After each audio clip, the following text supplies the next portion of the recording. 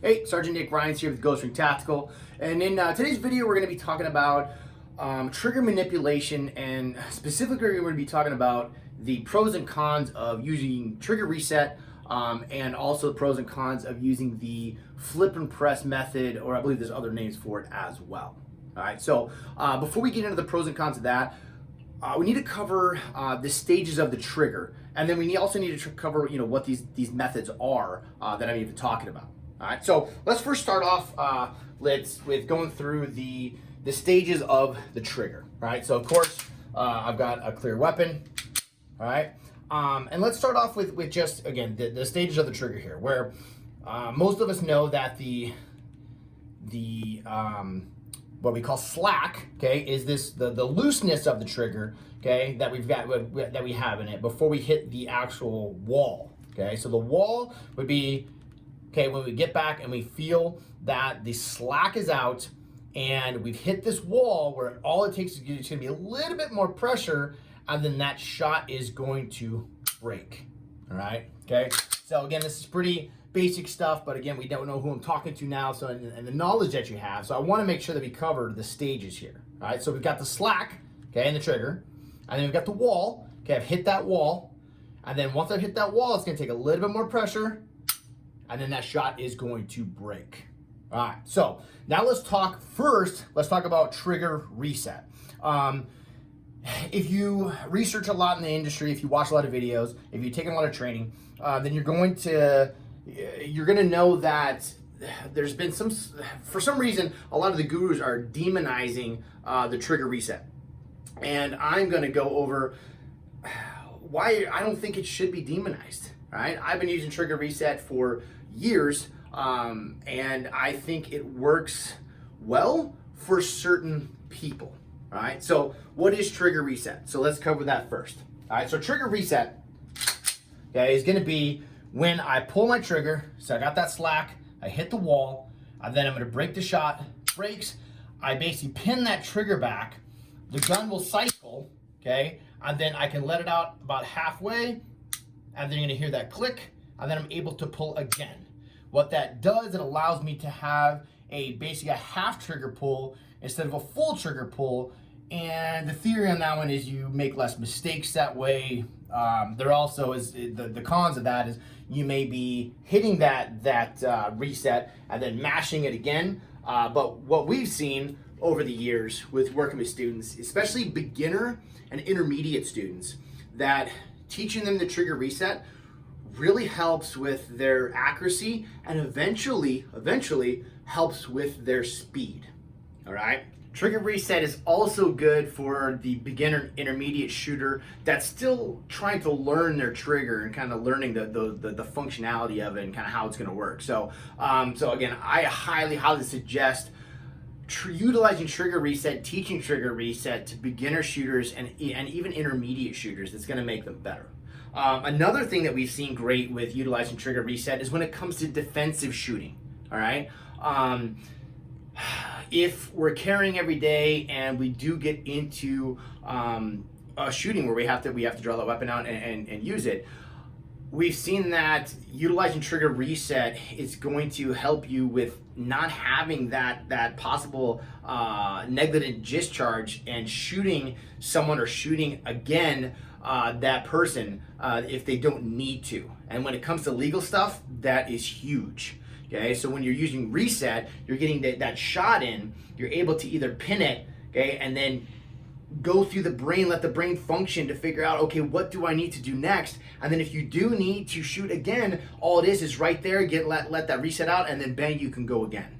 If not, okay, again, you've got that trigger pulled, and stress, I mean, if you've never done stress shoots before, a lot of times that can make you, tense up and pull that trigger. So a lot of times we don't want to be sitting on that wall and accidentally have that round go off when it comes to defensive shooting.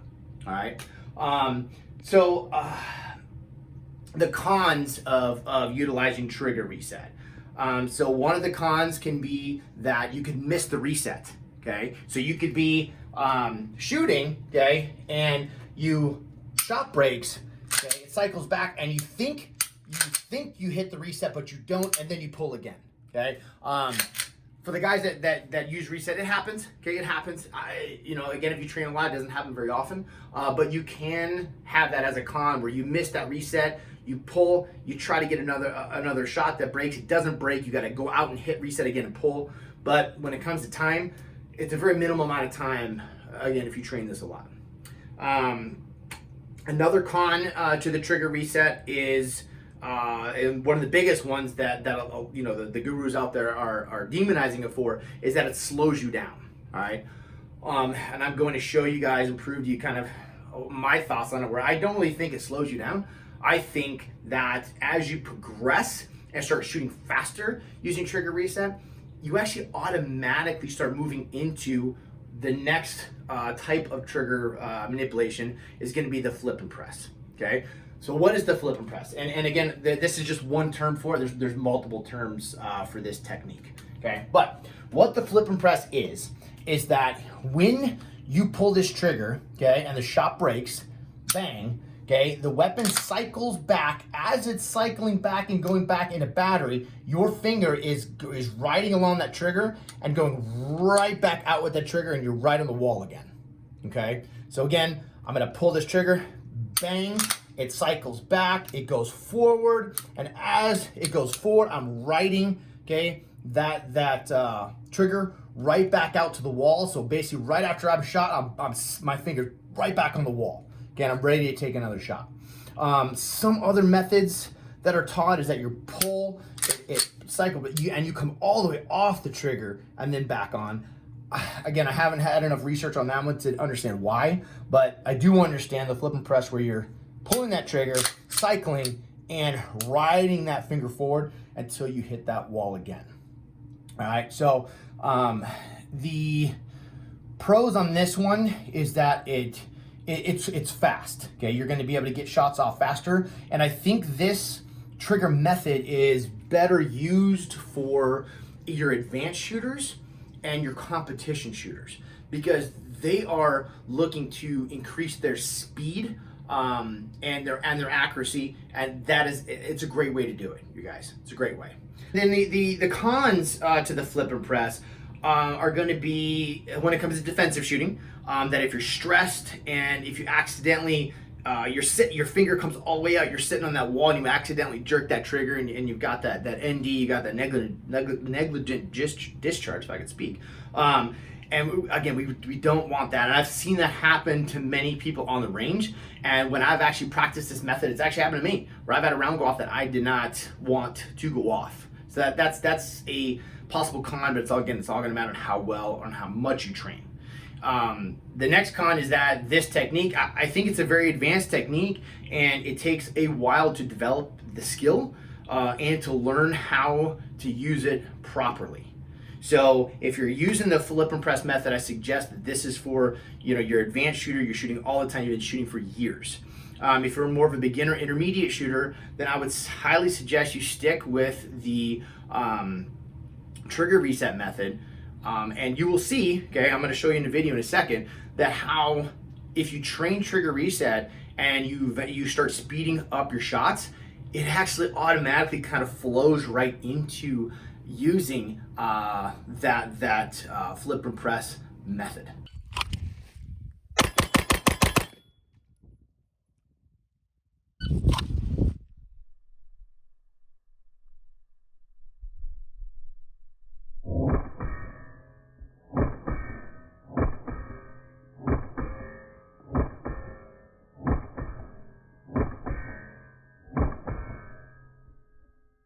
All right, to wrap up this video, I know a lot of the stuff I may have covered could be advanced, it could be confusing. Hopefully I explained it well enough to you. But what I want you to walk away with is what we're trying to do with using this trigger is that once the shot breaks and we come back on our sights and we have another good sight picture, we should be ready to shoot again, right? So no matter what method you're using, trigger reset, flip and press, that is the ultimate goal, is that once we have that shot, okay, it recoils, we come back on target, we have another sight picture, which is going to dictate if when we're going to take that shot. As soon as we have that good sight picture again, we're ready to take another shot.